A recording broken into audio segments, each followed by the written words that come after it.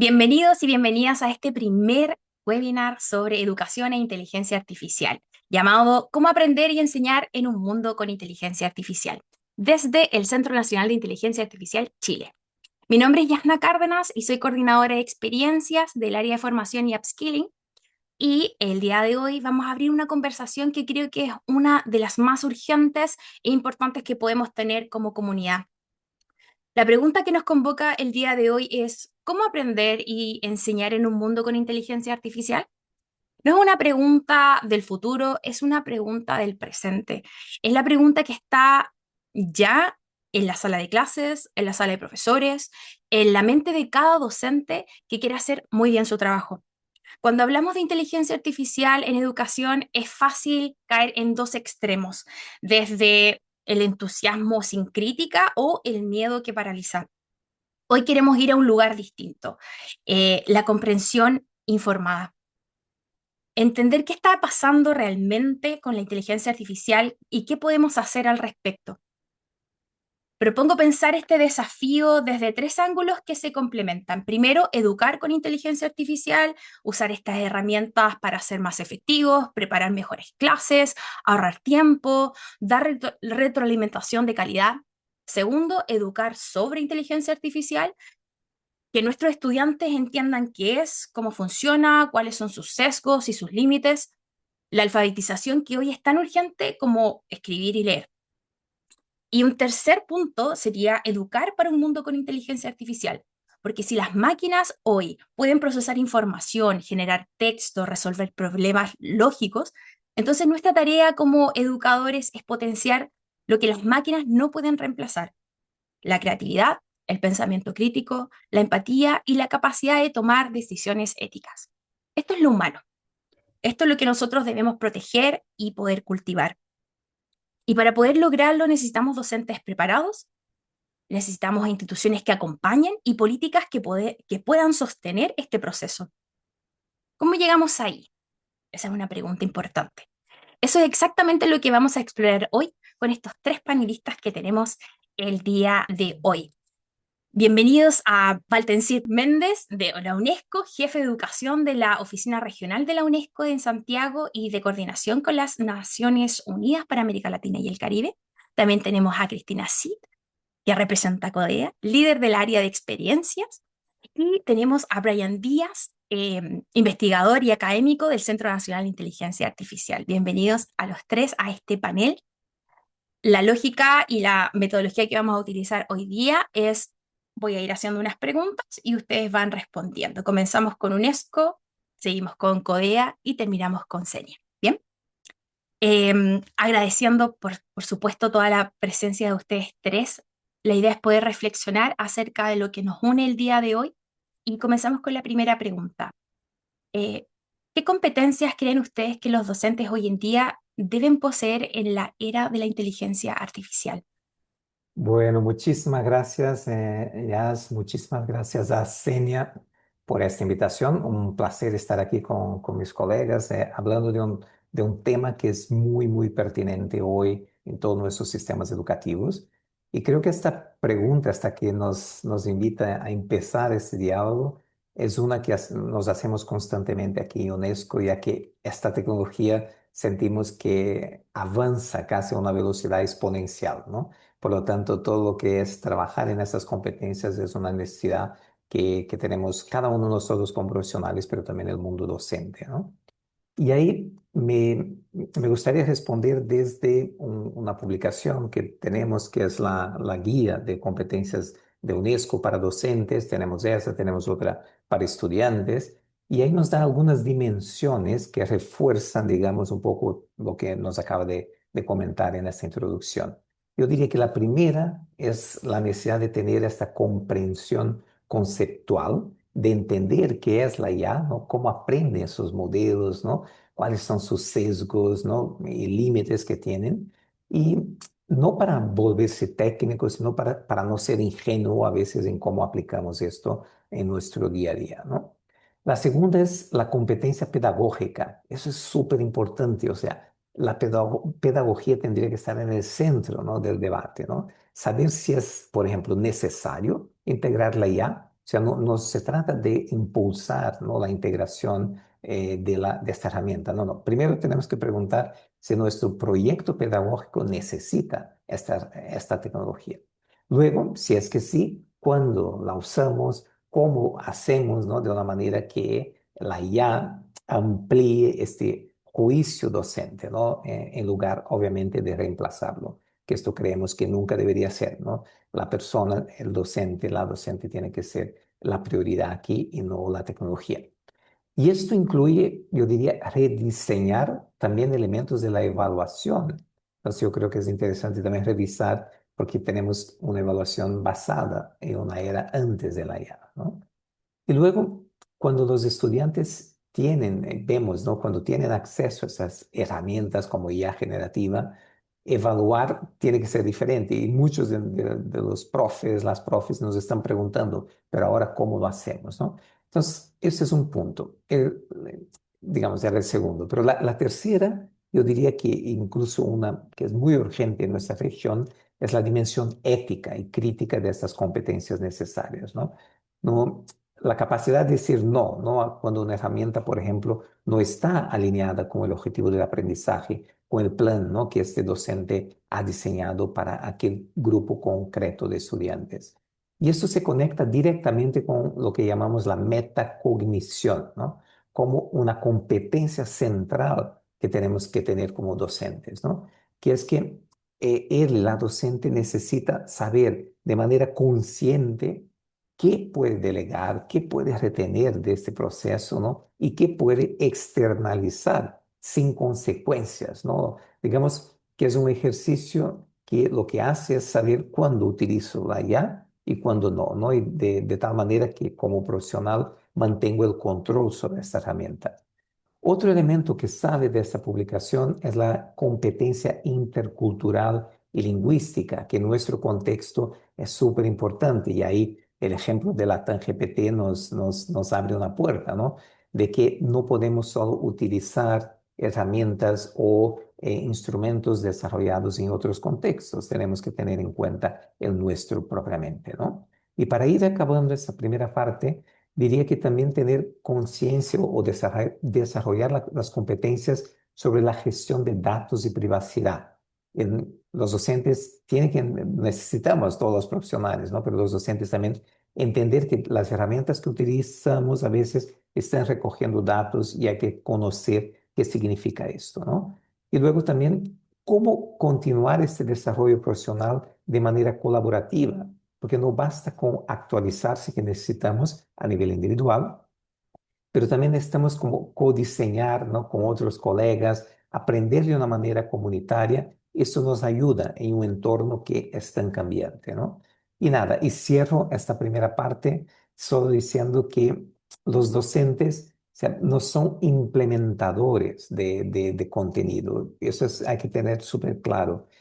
Que creemos, y desde UNESCO es súper valioso eso, que los docentes son estas personas, estos entes que tienen la empatía, que traen la cultura, que traen esta capacidad de relacionarse con el aprendizaje, ¿no?, con el estudiante. Por lo tanto, la competencia más valiosa, yo diría, es la que permite que el profe, la profe, mantenga esta centralidad, ¿no?, que incluso cuando use la tecnología, sea consciente de que su rol de humano es lo más importante.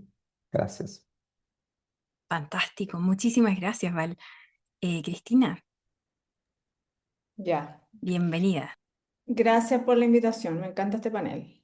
Cuando pienso en competencias docentes o competencias digitales, lo primero que tiendo a hacer es ir a buscar los marcos, que son de alguna manera unos modelos de referencia que definen ciertos bordes donde yo me tengo que mover y que en la práctica de lo que hacemos en Fundación Codea y desde el rol que a mí me toca ejercer, que es la creación de contenido, está siempre presente porque a partir de esos marcos yo construyo contenido. Y curiosamente, cuando empiezo a revisar los marcos vinculados a la inteligencia artificial, hay algunos denominadores comunes. Y es que la IA no está en el centro del marco. Es más, a veces está bien en el borde, porque efectivamente los marcos lo que hacen es poner en el centro la labor docente, y eso es súper importante. De hecho, en algún momento incluso a mí me llamaba la atención, digo, ¿por qué acá no se habla de IA? Es que en realidad no hay que hablar de IA, hay que seguir hablando de las prácticas pedagógicas. En el contexto chileno, por ejemplo, el marco orientador de competencias digitales docentes pone en el centro el marco para la buena enseñanza, que de alguna manera es el modelo con que todos los docentes, de alguna manera, nos movilizamos a la hora de desarrollar nuestras prácticas pedagógicas. Cómo preparamos la enseñanza y el aprendizaje, cómo nos planteamos para la creación de ambientes de aprendizaje, cómo planificamos la enseñanza y cómo nos formamos nosotros. Entonces, eso en palabras simples, no incluye ninguna herramienta tecnológica, es bastante agnóstico, porque pone en el centro de la práctica pedagógica. Ahora, cuando yo quiero empezar a integrar la problemática de la inteligencia artificial en esto, sí surge la necesidad de dar un paso más adelante en la alfabetización. La última versión de marcos internacionales fue el marco de la Unión Europea, el DIGCOM, que salió la versión 3.0, que es bien interesante porque mantiene las 21 competencias, pero tampoco agrega competencias vinculadas a la IA. Lo que hace es que profundiza en algunos momentos que con IA tienes que tener como una práctica diferente. Y en el primer caso, que es la alfabetización, sí, surge la alerta de que hay que alfabetizarse en la relación con los algoritmos, hay que entender los riesgos que tiene la inteligencia artificial, sobre todo a la hora de identificar sesgos, identificar errores que comúnmente los llamamos alucinaciones. Entonces sí hay como punto de partida, hay una habilidad bien concreta, una competencia bien concreta que tenemos que empezar a desarrollar y luego transferirla a otras prácticas. Y a partir de ahí todas las demás, las que tienen que ver con cómo nos comunicamos, cómo colaboramos, cómo creamos contenido, cómo resolvemos problemas, cómo nos cuidamos en el mundo digital, eh, eh, de alguna manera tienen algún componente de IA, pero siguen siendo las competencias que están a la base de nuestro relacionamiento digital. Entonces, si yo quisiera relevar que cuando hablamos de competencias docentes en esta era, sigue siendo el docente que está en el centro. Y desde la perspectiva de cómo utilizamos las tecnologías emergentes o las tecnologías dominantes, son instrumentos y son herramientas para que nosotros logremos desarrollarnos. Y aquí lo clave de la alfabetización tiene que ver con cómo las utilizamos responsablemente, cómo somos auditores de lo que estamos utilizando, cómo entendemos que son nuestros sparrings a la hora de tomar decisiones o generar estos andamiajes de aprendizaje que luego trabajamos con los estudiantes. Para mí ese es el punto de partida. Muchísimas gracias, Cristina. Brian, ¿estás por ahí? Hola a todas y todas, muy buenos días, buenas tardes o en el lugar que se encuentren ahora. Muchas gracias por la participación y también me encanta mucho lo que estamos conversando y debatiendo el día de hoy y los comentarios. La verdad es que no quiero repetir exactamente lo que dijeron, pero me nace tener que repetir porque dijeron cosas que yo estoy o resonan mucho con lo que yo trato de hacer. Una de ellas es, por supuesto, y creo que ambos están de acuerdo, y yo estoy súper de acuerdo en la alfabetización, ¿no? O sea, y no es solamente de un docente, sino que para ser un ciudadano en la sociedad que vivimos actualmente necesitamos estar tener un grado de alfabetización sobre el uso de inteligencia artificial, qué es, cómo usarla, porque si no tenemos ciertos riesgos nuestros estudiantes, tenemos riesgos como ciudadanos en el mundo tan tecnologizado que vivimos actualmente, y los docentes, por supuesto, al ser un ciudadano también, ellos también tienen un riesgo. Entonces, hay algunas cosas que dentro de los dos que dijeron, yo resueno mucho, y lo que quiero tratar de traer ahora, una tercera visión que es un poco complementaria en eso, y donde al final del día, en mi perspectiva, muchas de las cosas que nosotros hablamos sobre inteligencia artificial y cuáles son las competencias, en realidad no hay competencias tan nuevas. Los docentes actualmente, ellos siempre tenían que estar alfabetizados en cualquier tipo de lo que en su momento era una tecnología. Un docente de, por ejemplo, de ciencia, de química, necesitaba saber cómo utilizar un cierto instrumento en un laboratorio, los riesgos que eso ocurría, tener un criterio muy claro sobre los riesgos, que cómo utilizar productos químicos, etcétera, etcétera, que ocurrían en su salón de clases. ahora existen unas nuevas herramientas tecnológicas, que existe la inteligencia artificial y que trae otros desafíos. Y por ahí mencionaron como segundo punto era la pedagogía. Y al final todo debiese pasar por ahí. La decisión última, muchas veces la mejor decisión que puede ocurrir con la inteligencia artificial es no tenerla en el salón de clase. Y yo creo que nosotros, los docentes, lo que deben tener en cuenta y la competencia que ellos deben tener es la confianza en sí mismo para poder decir, en esta actividad, la verdad es que me va a restar la inteligencia artificial, no me está sumando ningún criterio pedagógico, no me está agregando ningún valor para yo poder mejorar la experiencia de aprendizaje de mi estudiante, mejorar su aprendizaje, mejorar mi rol como docente. No, me está haciendo todo lo contrario. Entonces, tener esa capacidad de decidir, no porque sea muy cool, sea bonito, que se esté hablando mucho, y nosotros mismos en el Centro Nacional de Inteligencia Artificial trabajamos todo el día haciendo inteligencia artificial. Pero mi primera aproximación con los docentes es, no lo utilice si usted es tan seguro de que esto no le va a surgir un beneficio. Si no es un beneficio, no hay que utilizarla. Ahora, no podemos obviar el paso anterior, que era tener la alfabetización. No podemos decir no la voy a utilizar sin al menos saber qué es lo que es. Necesito primero saber qué es lo que es, cómo utilizarla y después de ahí yo tomo una decisión pedagógica sobre qué cosa hacer, cómo no hacerlo, cuándo, cómo y todas las cosas que Val comentaba en detalle sobre no, los criterios y la agencia que tiene el mismo docente a la hora de plantear su clase. En cuanto a las componentes éticas, y creo que esto es algo que se discute mucho, ¿no? Los distintos desafíos éticos que brinda la inteligencia artificial. Y muchos de esos sale al baile, por ejemplo, los distintos sesgos que presentan los bias que tiene la inteligencia artificial. Y tiene algunos sesgos culturales, algunos sesgos ya sea no sé, de la normalización sobre género, algunas cosas de muchas características. Y yo lo primero que cuando pienso en estas cosas es que la verdad es que esos no son desafíos nuevos. Nuestra educación, nuestro sistema educacional ha estado fuertemente influenciado por muchos sesgos, independiente de la disciplina que ustedes quieran. Por ejemplo, lo mismo voy a la ciencia o carrera de STEM, que es lo que yo más trabajo.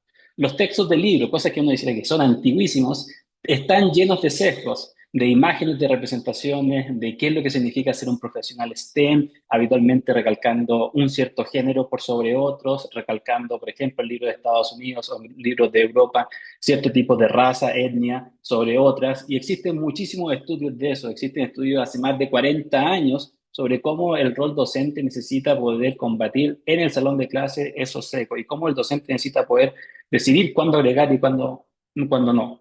Esos sesgos estaban bien implícitos y me gusta mucho sobre la inteligencia artificial que esas cosas que antes estaban ocurriendo ahora se están volviendo mucho más importantes, nos estamos dando cuenta, wow, porque claro, ha saltado esto a un nivel muy grande y necesitamos preparar a los docentes mucho mejor en estas componentes porque hay muchas actualizaciones, porque hay muchos riesgos nuevos éticos, mucho más sesgos y sesgos que son mucho más complejos de poder reconocer y cosas así. Pero la componente ética nunca ha estado separada de la pedagogía. Un docente siempre ha tenido que estar tomando decisiones éticas en el salón de clase. Y yo creo que al final del día, cuando yo trato de responder cuál es lo que nosotros necesitamos de nuestros docentes para enseñar la inteligencia artificial, lo que yo necesito es, primero, que ese docente tenga un buen conocimiento de distintas herramientas pedagógicas y distintas aproximaciones pedagógicas. Porque al final del día, lo único que va a ocurrir si es que él no utiliza es que su docencia va a ser peor. Va a ser que integre la inteligencia artificial exactamente la forma en la cual antes estaba utilizando un libro, pero ahora está colocando más riesgo a su estudiante porque eso le está dando información privada, está violando algunos derechos de privacidad, no sé. Puede que coloquen las cosas peor de lo que están haciendo. Y un docente al final, el del día, ¿qué es lo que va a hacer que tenga una competencia en este mundo digital? Es que esté bien, que tenga unas buenas capacidades de pedagogía. ¿Y qué es lo que va a recalcar la diferencia significativa en ese docente? Yo creo que va a ser las capacidades, como tanto Cristina y como Val lo mencionaron, en las capacidades de entender cuáles son los desafíos del estudiante en específico que tiene en su salón de clase. Cómo saber si un estudiante de una escuela rural que está trabajando con comunidades indígenas, por ejemplo, cuál es la forma que ellos crean y conceptualizan el cómo aprender, el cómo relacionarse. Entender que el salón de clase no es simplemente estudiantes individuales trabajando con una computadora y que esa computadora puede ser el profesor o puede ser el estudiante, sino que es un entorno de aprendizaje social y que el docente tiene esa capacidad de poder meter todo eso junto y poder entender los desafíos personales de cada uno de los estudiantes.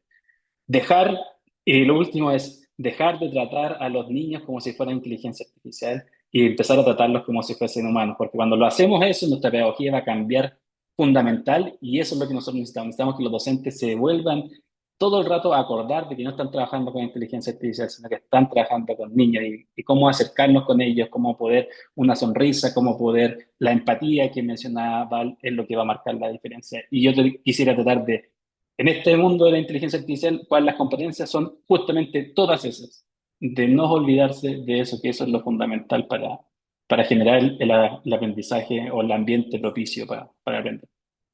Muchas gracias, Brian.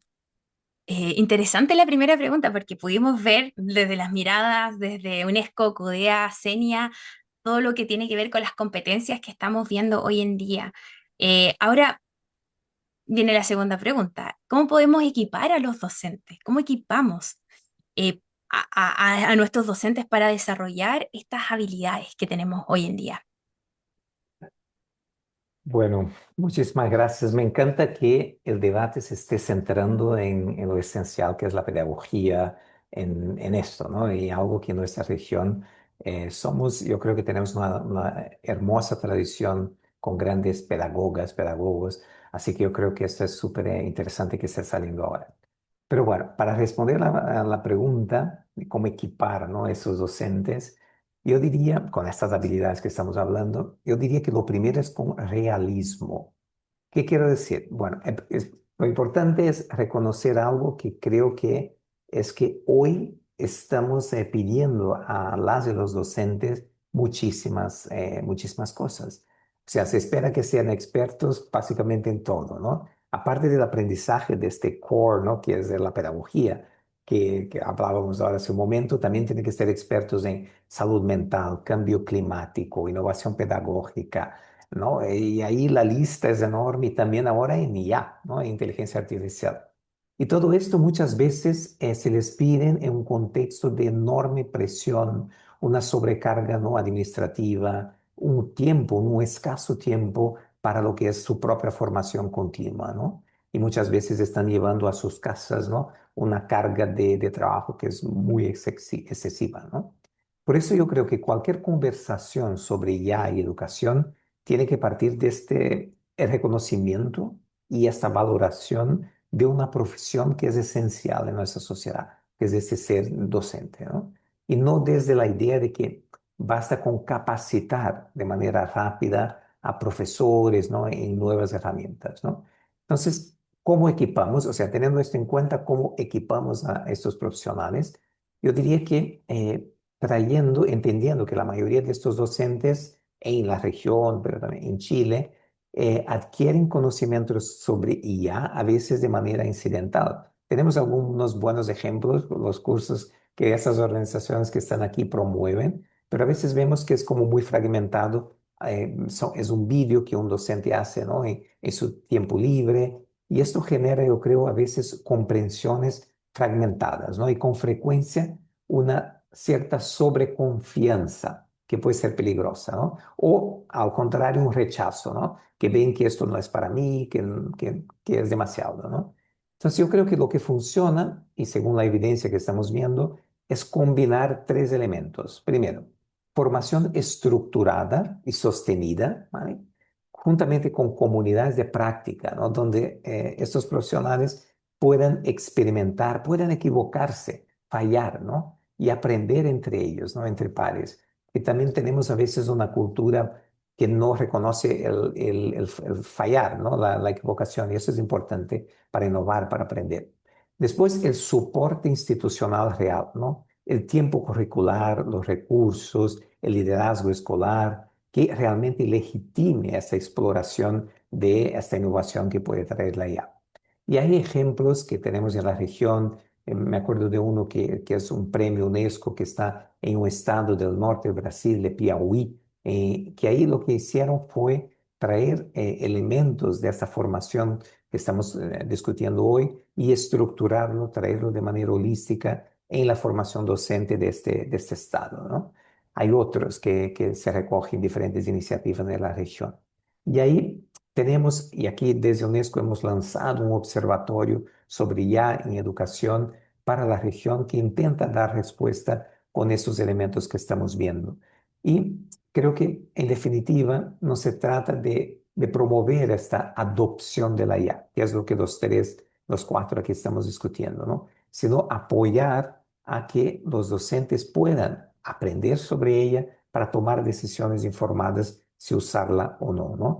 Pero tener claro esta autonomía pedagógica, ¿no? Porque sin ella será externalizar y, como decía Brian, a veces externalizar incluso prácticas equivocadas, ¿no? Errores que pueden estar haciendo y que usan después ya para replicarlas. Entonces, resumiendo, otra vez, pedagogía, poner esto en el centro de los procesos y que la IA sea este elemento para empoderar o dar más fuerza a esta pedagogía, a este plan que sea positivo, que sea basado en evidencia, que sabemos que esté funcionando. Gracias. Fantástico, muchísimas gracias, Val. Cristina. Ya, me estaba acordando el año pasado cuando se presentó el informe de Lilia de ustedes del CENIA, una observación respecto de que los chilenos éramos campeones del early adoption. No obstante, no campeones en innovación. O sea, algo pasa entre medio de esto de ser, de adoptar rápidamente algo novedoso a transformarlo en un recurso como oportunidad para poder generar creatividad o hacer una innovación. Y ahí hay una brecha interesante que yo creo que hay que explorar con todo esto que estamos viviendo ahora. Y justamente pensaba en esto de ser como early adopters, en el sentido de que independientemente del rol y de si somos docentes o no, tendemos a adoptar tecnologías rápidamente y a quizás sentir cierta seguridad con ellas sin necesariamente pasar por un proceso de formación profunda. Y en este caso sí considero que, de hecho, Val lo decía, los procesos de formación y de capacitación son importantes, pero con un diseño que efectivamente responda a los dolores que tienen los docentes.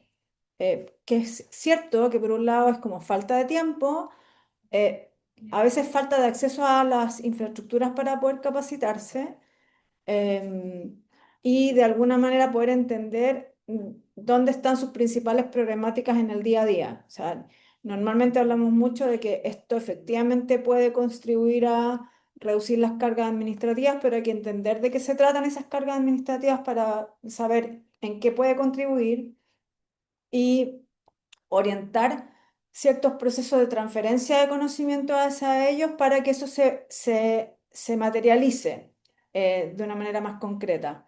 En lo que nosotros hemos aprendido en CODEA respecto de cómo equipar a los docentes, sí nos dimos cuenta de que, y de hecho Val también lo mencionó, eh, que trabajar con formación y evidencia es muy importante. Es decir, nosotros ya no estamos pensando en que implementamos programas formativos y los programas formativos se terminan cuando se pasa un test. Nosotros lo que pedimos es que en un periodo determinado de tiempo podamos ver que los docentes están implementando en su práctica cotidiana algunas de las cosas que aprendieron, que puede ser implementación en su práctica cotidiana de tarea administrativa como primera fase y luego en una práctica específica de trabajo con los estudiantes. Va a depender de la edad de los niños con que trabajen, de qué tan cómo se sienten según las disciplinas que lideran, exacto, en ese orden, digamos.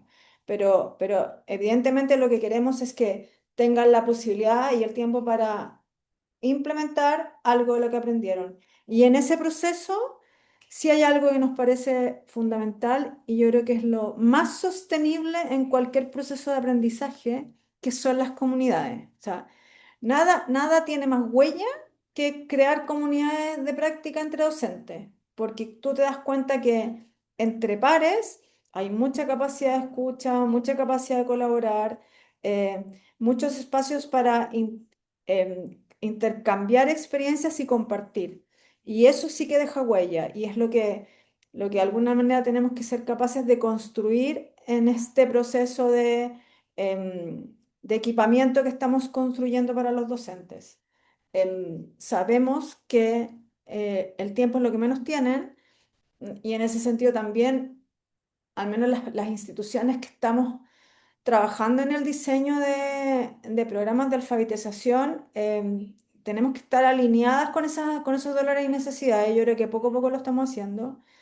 Y por otro lado, no solo equipar a los docentes que están en ejercicio, sino equipar a los futuros docentes. Es decir, acá hay un ciclo que se está renovando permanentemente, hay rotación, y los futuros docentes también tienen que incorporar estos aprendizajes en sus carreras de pregrado, de tal manera que cuando salgan al mundo laboral ya vengan con esta mochila de conocimiento y de buenas prácticas incorporadas. Eso es tremendamente relevante. Eh, y por otro lado, que también estos mismos currículums sean atractivos para otros. O sea, a 2030 sabemos que vamos a tener una brecha súper importante en cantidad de docentes, se estiman 26.000. Algunos dicen que no va a ser tanto porque la tasa de natalidad está bajando abruptamente en Chile, entonces no va a ser necesario tener tantos docentes, pero de momento sabemos que son más de 20.000.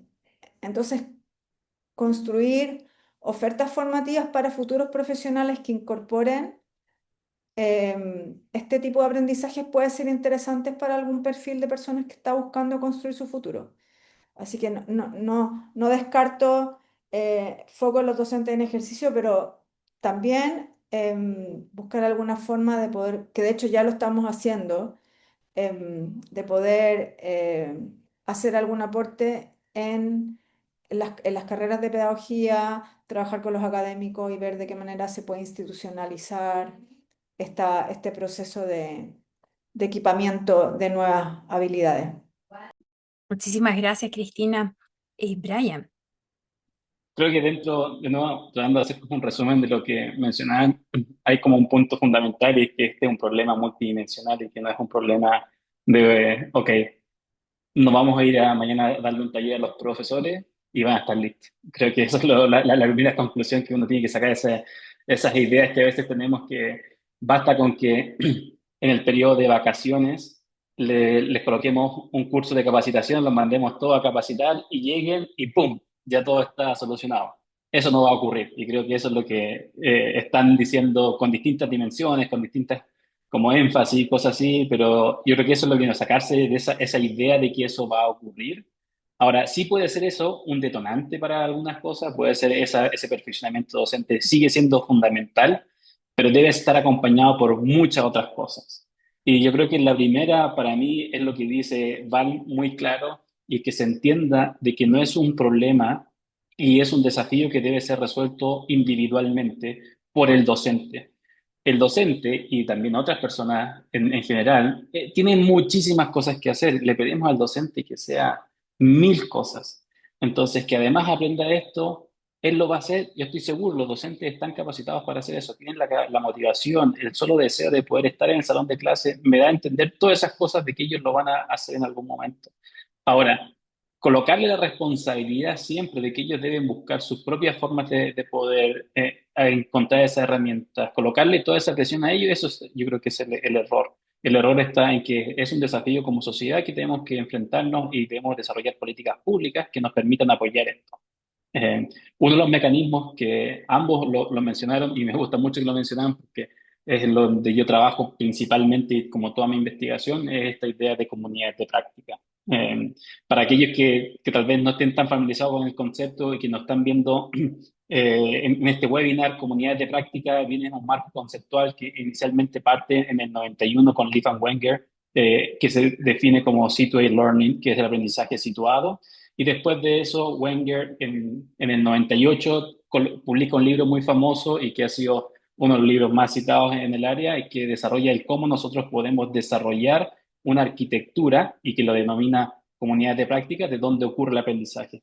Entonces, después en el trabajo posterior ha estado muy vinculado de cómo nosotros podemos desarrollar arquitecturas que permitan que el aprendizaje sea desarrollado y sea beneficioso dentro de esa comunidad. Y ellos proponen, en realidad, su premisa se basa en ciertos fundamentos, y la primera de ellas es que el aprendizaje es social. Esa es la premisa que ellos tienen, este marco conceptual. El aprendizaje es social. El aprendizaje es by doing, by haciendo, ¿no? El aprendizaje se hace haciendo. Y que son las mismas características que Val, por ejemplo, menciona, que Cristina menciona, de que debe ser experimental. O sea, que los docentes necesitan poder atajar es lo que les duele, como decía Cristina, lo que ellos necesitan, este es los desafíos que tienen.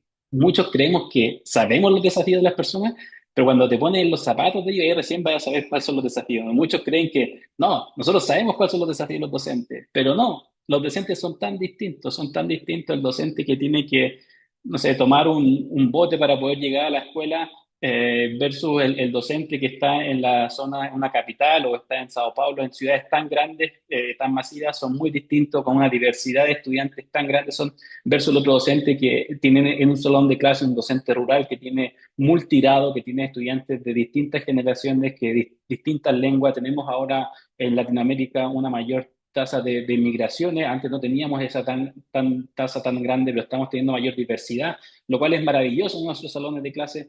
Y todas esas cosas al final están sumando y nosotros tenemos que tratar de construir estas comunidades. Y lo que yo trato de hacer en mi investigación es construir esas comunidades y ellos proponen que son tres mecanismos principales que se construyen en una comunidad. Y una de ellas es que deben tener un tema en conjunto. Y el tema en conjunto debiese ser centrado siempre en la pedagogía y en cómo mejorar la enseñanza-aprendizaje. Ese es como el principal tema. Después deben tener algo que tengan una mutualidad, que ambos reconozcan de que hay un valor en esa comunidad. Entonces necesitamos que nosotros diseñar arquitectura dentro de esas comunidades que mediante apoyo de políticas públicas, mediante el apoyo, como decía el segundo punto de Val, del soporte institucional, que le permita a los docentes que vayan, les permitan que haya ese tiempo de conversar con otros colegas, de decir qué es lo que está pasando y que cuando traigan eso a su escuela no sea una barrera ahí, no sea que estas comunidades vivan aisladas, sino que realmente vivan dentro de su contexto.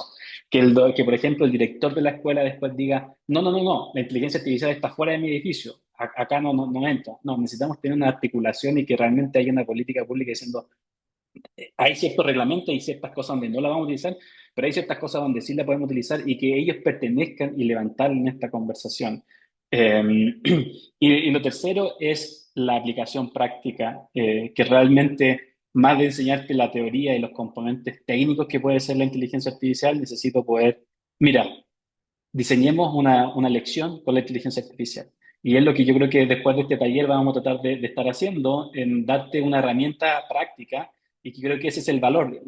Exactamente, mira, la inteligencia artificial y tiene tantas potenciales y de repente uno ve cosas hasta tan teóricas que ahí que hasta yo que en teoría debiese ser un experto me confundo y no tengo idea de lo que están hablando. Pero cuando me están hablando de que, mira, podemos hacer investigación con esto, podemos desarrollar las lecciones, podemos ayudar a poder mejorar la evaluación en los estudiantes, todas esas cosas, ahí el docente recién va a tener sentido y las va a poder aplicar.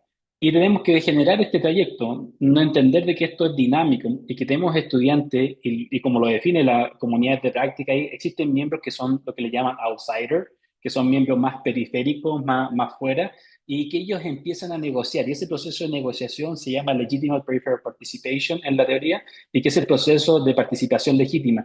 Que los docentes, en la medida que van tomando estas herramientas, van conociéndolas, van implementando en su salón de clase, van ganando experiencia. Y eso es lo que hay que entender. Hay que entender que este es un proceso, y como decía Cristina, no es termina el test y chao, y como te capacité, aprendiste y listo, sino que es un proceso en el cual ellos van a estar transfiriendo esto que están aprendiendo en su contexto real. Y eso yo creo que es los programas que tenemos que capacitar. Tenemos que capacitar y dejar la idea de que son algo a corto tiempo, sino que es un desafío que vamos a cumplir a grande tiempo, es un desafío que tenemos que trabajar conjunto, desafío de entender de que existen docentes en distintas etapas, hay docentes que son más periféricos, otros que son más centrales, otros que ya están utilizando mucha inteligencia artificial y no podemos desaprovechar a esos. Esos mismos son los que van a poder ayudar a los otros docentes para poder entender. Necesitamos que sean prácticos, necesitamos que sean directos. Esto es lo que la puede hacer, esto es lo que no la puede hacer. Realmente al pan, vino, vino. Esto es como lo podemos hacer, esto es como lo que no lo podemos hacer. Necesitamos que esa arquitectura conviva en el tiempo, necesitamos infraestructura, necesitamos apoyo de políticas públicas para poder desarrollar esa estrategia. Y eso como yo creo que en realidad respondiendo cómo nosotros equipamos, lo equipamos mediante un mecanismo que sea claro, que sea cercano a los docentes y no extraerlos desde su lugar y colocarlos acá, y que en realidad todo lo que estoy diciendo nuevamente no tiene que ver solamente con la inteligencia artificial, que una de las cosas que decía al comienzo, lo que me encanta de esto es que nos empiezan a preguntar cosas que debiésemos estarnos siempre preguntando, y que da lo mismo si es con inteligencia artificial, si es con inteligencia artificial generativa, si es que es con pizarras interactivas, si era con las TICs en los 2000, da lo mismo eso, porque al final las respuestas están siempre en lo mismo que decíamos, necesitamos el cómo poder apoyar a estas personas en un largo plazo y en un dinamismo muy fuerte. Muchas gracias, Brian. Hoy día hemos podido ver competencias, competencia tanto de docentes, vimos también cómo los vamos a equipar. Ahora los quería invitar ya a ir cerrando esta conversación con cuál sería un mensaje que nosotros les podríamos entregar a los y las docentes hoy en día en Chile. ¿Qué es lo que, imaginemos un profesor, profesora que está asustado, un profesor común y silvestre que está en la sala de clase y dice, bueno, ¿lo uso o no lo uso? ¿Uso la inteligencia artificial o no? ¿Qué mensaje le queremos entregar nosotros a través de la UNESCO, CODEA y CENIA a estos profesores que nos están escuchando el día de hoy? Muchísimas gracias, Jazz. Es una pregunta muy difícil porque hay tantos elementos, pero yo creo que ya fueron saliendo en este espacio. Yo diría, lo primero es que no se sientan solos, ¿no? Y solas, no están solas. Hay una cantidad de organizaciones como las que están aquí en este espacio, que estamos trabajando día a día para traer evidencia, traer formación, traer incluso impactar, incidir en la política pública para que se tengan en cuenta estos elementos que estamos discutiendo, teniendo, ¿no?, en cuenta la importancia de la profesión docente, como decíamos antes, ¿no? O sea, somos muy conscientes del valor que usted cada día ahí tiene, ¿no?, en su sala de clase, o sea, la capacidad de elevar estas expectativas de esos estudiantes, ¿no? La capacidad de permitirles soñar que pueden avanzar, ¿no? Que pueden desarrollar lo mejor que tienen dentro, ¿no? A pesar de tantas dificultades y a veces en entornos muy desafiantes, ¿no? Yo creo que esto, primero, sepan que queremos acompañarles, queremos apoyarles y estamos trabajando cada día para esto, ¿no? Después, a nivel de apoyos institucionales, yo creo que sepan que entendemos que ninguna integración, primero, que no queremos que la IA se integre, no es esto, pero si hay una integración de la IA para que ésta sea sostenible, ¿no? Y realmente fortalezca de manera integral el aprendizaje, yo creo que tenemos que tener en cuenta qué significa esta profesión docente y cómo podemos transformarla. Y ahí sea, nosotros desde UNESCO hemos trabajado en una estrategia a nivel regional que pone, yo diría que plantea precisamente esto, que los profes, ¿no? Las profes no pueden seguir siendo vistos como mero implementadores de reformas, no es esto, sino que tienen que ser estos actores centrales que transforman, ¿no? Que son esenciales para lo que es la transformación educativa. ¿Y esto qué significa? Bueno, yo creo que implica mejores condiciones laborales, que tenemos que trabajar por eso, el tiempo protegido para esta colaboración, para el desarrollo profesional, para fomentar esas comunidades de práctica que Brian nos dio aquí una clase magistral de qué son y de dónde viene la teoría de ello, que creemos que es esencial en este aprendizaje entre iguales, porque somos sociales, ¿no? Somos seres que nos encanta aprender entre nosotros. Lo mismo, ¿no?, con esta relación tan, yo diría, casi sagrada entre profesor y estudiante. Lo mismo, nos gusta también aprender entre pares, ¿no? Pero también tener en cuenta elementos como en este plan integral, y también se mencionó en el caso de Chile, ¿no? El plan para la buena enseñanza, ¿no? Tener en cuenta elementos de bienestar, de salud mental, ¿no?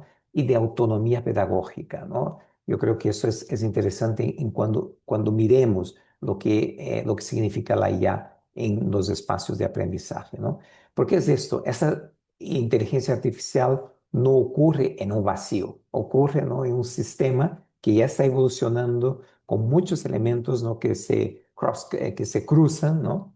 Y pensar que yo diría que no es una herramienta nueva, que esta tecnología trae elementos que están rompiendo la manera como estamos entendiendo esta relación estudiante y docente, porque, claro, es una tecnología muy antropomórfica, ¿no? ¿Qué significa? Que se parece a lo humano. Por lo tanto, cuando un docente le habla a esta tecnología, la tecnología le está respondiendo de una manera totalmente humana. y además muy de acuerdo siempre, no desafía a ese docente. Lo mismo con los estudiantes.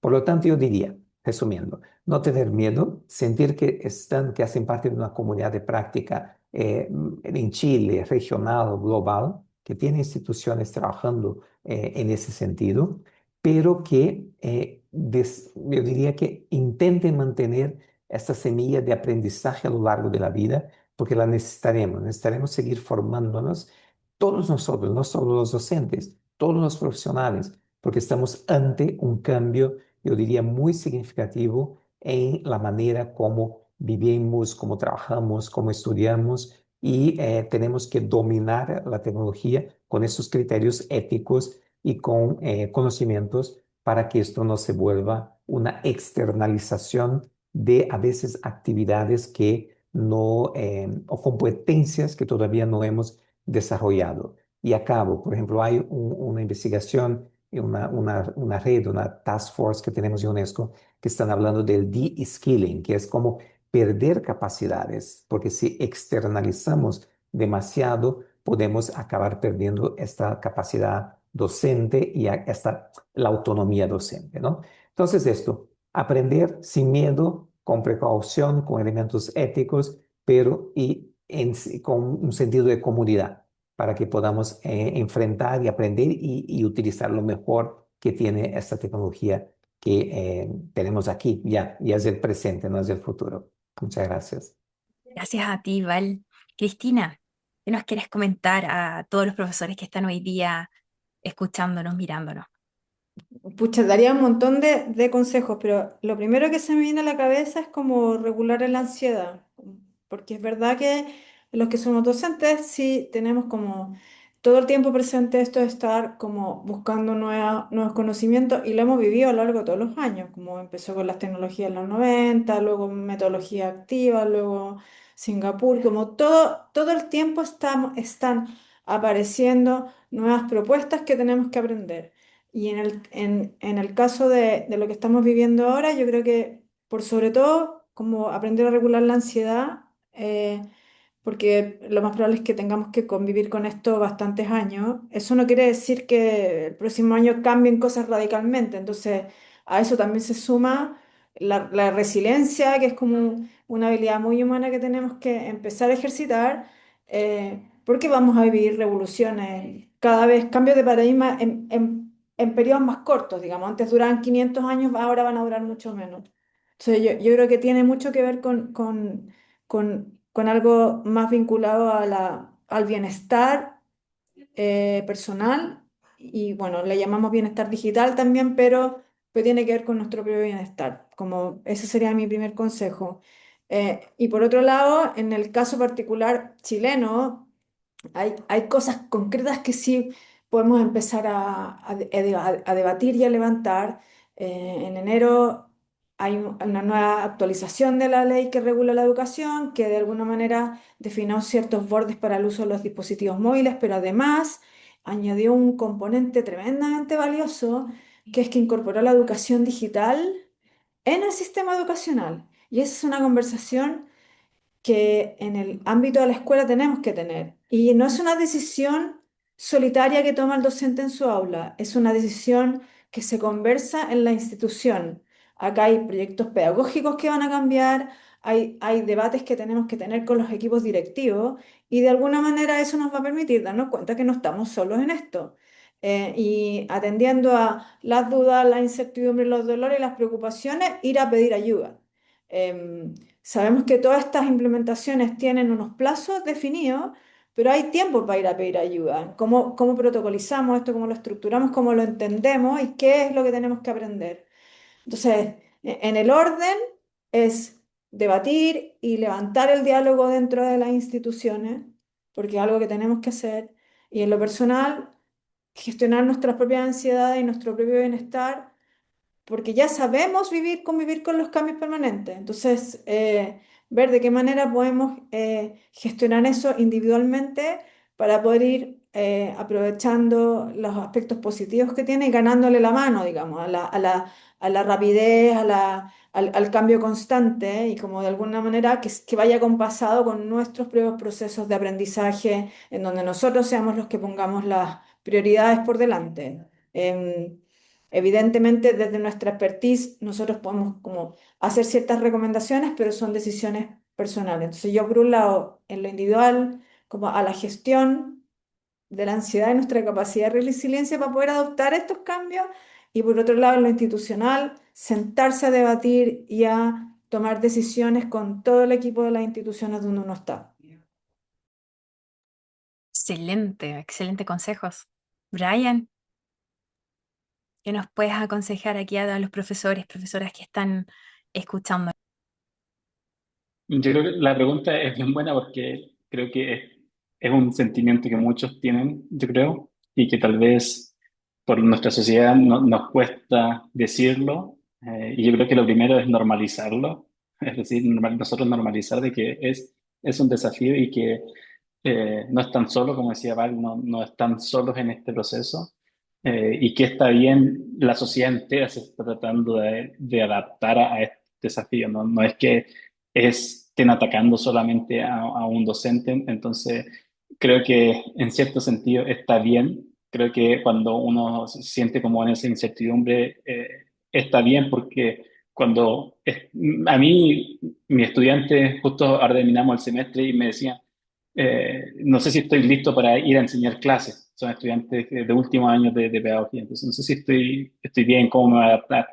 Y bueno, creo que lo que siempre uno dice y que vuelve hasta ser tribal, vuelve a ser repetitivo, pero el estar listo no sabemos lo que es estar listo y probablemente nunca vas a estar listo. Y uno vuelve a esas cosas que son tan conceptuales, tan como hasta teóricas o idealistas, pero es que es la verdad. Yo creo que lo que tienen que volver a confiar en lo que ellos han aprendido, en esa experiencia que están ganando en el salón de clase, en esa experiencia que ellos van a poder enfrentar, volver atrás más que a la tecnología en sí misma, volver atrás y que tomen esas decisiones que ellos van a estar tomando, ya sea con inteligencia artificial, con cualquier otro tipo de tecnología, que obedezca qué es mejor para nuestro estudiante. Y no qué es mejor simplemente para la tecnología o para el contexto, es qué es lo que necesitan los estudiantes. Y ese docente que por supuesto necesitamos que nosotros como sociedad tener políticas públicas que le permitan apoyar a esos docentes, pero que no se deje de mover, estar en movimiento, estar siguiendo aprendiendo, entonces tratando de que esa ansiedad, frustración a veces, esas distintas emociones que tiene el docente, van a hacer sinergias con alguien que él conozca, buscar a esos otros pares, buscar esto que ese desafío que parece ser tan grande, en realidad cuando uno empieza a trabajar con dos, con tres docentes, se empieza a relacionar y empieza a ver cosas en común y se empiezan a apoyar en sí. Y eso yo creo que es como la solución, es que busques un apoyo dentro de una comunidad. Muchas comunidades no están formadas. Tú puedes ser el agente que las forme, puedes buscar apoyo con distintas instituciones como a nivel nacional y también regional de la UNESCO. Existen distintas, el qué hacer, hay recursos online para poder aprender, hay muchas cosas, hay poder, trabajo mucho más en el contexto nacional con docentes. Nosotros tenemos investigaciones, tenemos trabajo también con docentes, con académicos, que tenemos cursos online gratuitos para que ellos aprendan qué es la inteligencia artificial, cosas así. Entonces, usar esos recursos. Y en cierto sentido, creo que esa sensación que tienen da cuenta de esa responsabilidad que ellos tienen. Y creo que desde ahí construir a un mecanismo que nos apoye más, un mecanismo que realmente no piensen de que ellos están solos, aislados y que es su problema, sino que es algo que estamos solucionando como sociedad y que distintas instituciones lo van a estar apoyando. Eso yo creo, que tranquilo que van a estar solucionando y que no es algo que tienen que solucionar hoy día mismo, que lo van a estar solucionando de poquito a poquito. Quiero agradecerlo a los tres porque fue una conversación bastante eh, al dedo, yo creo que cualquier persona que está revisando esto hoy en día puede decir, oye, sí, ahí sienten como yo, sienten como yo, la UNESCO, CODEA, CENIA, está sintiendo lo que el profesor hoy en día siente en la sala de clase. Esta incertidumbre, este miedo, ¿qué hago ahora que existe esta inteligencia artificial? Así que muchísimas gracias por la participación de los tres. Agradezco muchísimo toda la reflexión que se pudo realizar. Y nada, muchísimas gracias. Continuamos ahora con el webinar, con la parte ya un poquito más de práctica. Nos vamos a las comunidades de práctica. Así tal cual como habíamos conversado acá con estos grandes panelistas, las comunidades de práctica nos van a poder ayudar a conocer alguna herramienta en particular para que nosotros podamos ya empezar a meter las manos en la masa con nuestros estudiantes en nuestra escuela, en nuestras instituciones. Muchísimas gracias. Muchísimas gracias. Un Gracias saludo a a todos. todas y a todos. Que estén muy bien. Bye bye. Comenzamos ya con la última parte de este primer webinar del Centro Nacional de Inteligencia Artificial llamado Inteligencia Artificial y Educación. Cerramos ya el panel con esta micropráctica, la cual busca poder entregar de forma muy simple cómo poder utilizar un modelo de inteligencia artificial. Bien, en los próximos minutos ustedes van a poder crear su primer prompt de inteligencia artificial para el uso diario en su sala de clases. No se necesita experiencia previa, solo necesitas tener abierto el modelo de inteligencia artificial que vas a utilizar, ya sea ChatGPT, Gemini, Cloud o Copilot, el que tú tengas al alcance. ¿De qué nos va a servir esto? Bueno, considerando todo lo que se vio el día de hoy desde el punto de vista desde la UNESCO, desde CODEA y desde CENIA, algo nos quedó bastante claro, que la inteligencia artificial no va a reemplazar tu juicio como docente, pero sí puede ahorrarte tiempo y ayudar a preparar mejor tus clases. Vamos a partir por una tarea concreta, explicar un concepto difícil de una manera simple, algo que nosotros podemos hacer en el día a día en nuestras clases. Perfecto. Entonces, una vez abierto un navegador, perfecto, vamos a ingresar a cloud.ai y nos vamos a tener que loguear. Yo ya estoy logueada, ya estoy dentro de lo que es Cloud, ¿bien? Y ya aparezco acá abajo con mi plan gratuito. No es necesario que tengan un plan pagado para poder acceder a lo que vamos a hacer el día de hoy, ¿bien? Entonces voy a seleccionar nuevo chat y ya ha vuelto, perfecto. Y voy a pegar uno de los prompts que tengo y ustedes también van a tener a disposición para poder modificar. Entonces actúa como docente experto en la asignatura de, pongamos, ciencias de primero a cuarto medio. Podría seleccionar también la clase en que yo voy a trabajar, primero medio, con las características propias del curso. ¿Ya? Explica el concepto de, vamos a poner el concepto de mitosis, usando solo analogías del mundo cotidiano de un adolescente chileno de 15 años, redes sociales, música, deporte o relaciones entre personas. No uses lenguaje técnico en la analogía y al final muestra cómo la analogía conecta con la definición formal. Entonces vamos a ver qué es lo que nos arroja este modelo. Esto igual toma un poquito de tiempo, dependiendo también de la pedida que nosotros le estamos haciendo al modelo. Pero ya comienza a verse los resultados de lo que está sucediendo. Y comienza ya a conectar, listo para aprender, armando la analogía. Cuando ya estamos viendo que aparecen como unas líneas por este sector, es porque está cargando los resultados finales de lo que es el resultado que nos va a entregar el modelo. ¿Bien? Entonces vamos a tener que esperar unos minutitos o unos segundos para poder ir viendo lo que nos entrega. Perfecto. Entonces, ¿qué es lo que tengo acá? Toca cada frase para ver la analogía. Tengo resumen, interfase, profase, metafase, anafase y telofase. ¿Ya? Todo esto puedo cliquearlo. La idea completa, tu celda duplicando su story, temáticas bastante muy ad hoc a lo que utilizan los adolescentes hoy en día, ¿verdad? Definición formal de lo que es. Entonces yo voy a ver lo que es un resumen, voy a ver la interfase y aquí yo puedo ir viendo como siguiente lo que me va me va presentando con respecto a la analogía que yo le pedí. Guarda todos los documentos antes de formatear.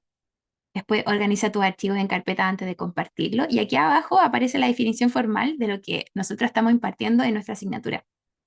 Bien, analogía, definición formal nuevamente. Finalmente la ruptura de un grupo, cada uno para su lado. Incluso utiliza un lenguaje bastante chileno. Y 2 accounts nuevas, completas e independientes. Y habla de la definición formal. Esto lo podemos presentar directamente a un estudiante para que vaya entendiendo bien la analogía. Podemos tomarla nosotros para poder después replicarla también. ¿Por qué funciona esta analogía? El backup de archivos que tiene que ver con el concepto científico, la mitosis existe porque los organismos necesitan crecer y reparar tejidos, etcétera, etcétera, etcétera. Una forma bastante simple de poder tomar un contenido bastante, no es bastante, pero sí un poco complejo para algunas personas, y una analogía bastante ad hoc a lo que hacen hoy en día los adolescentes. Eso es todo por hoy. En menos de 5 minutos ya creaste un plan funcional para tu clase. Te invito a poder probarlo esta semana con un concepto real tuyo, y si tienes dudas o quieres compartir cómo te fue, nos vemos en la próxima sesión de estos webinars de inteligencia artificial y educación. Si quieres dejar un comentario, también está bienvenido, y te puedes inscribir en el canal de CENIA, Centro Nacional de Inteligencia Artificial. Muchas gracias por tu atención y estamos en contacto.